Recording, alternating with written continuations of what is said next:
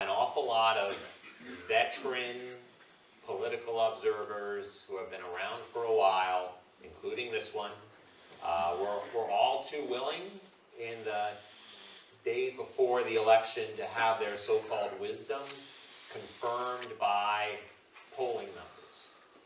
And make no mistake, buying into the conventional wisdom this election cycle was truly a sucker's bet. And that makes the people who create the conventional wisdom a little less bright, okay? A lot less bright than we like to think we are.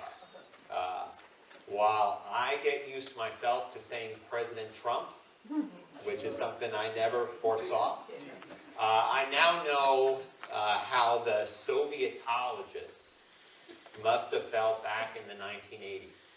So those were political scientists like me. I can say that to all of you. If I said that to my Intro to American Government class, I would get a very blank look about anything regarding Soviets. But you all get it, I know. But my colleagues back in the 1980s, those political scientists, the Sovietologists, spent their whole professional lives studying one big thing, the Soviet Union. So these were people who came of age in the 70s. They got their jobs in their, let's say, the early 80s, and they had spent the 1980s watching the Soviet Union.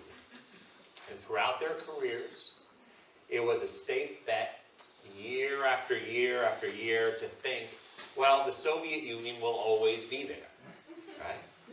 It's a safe bet until the year that it wasn't.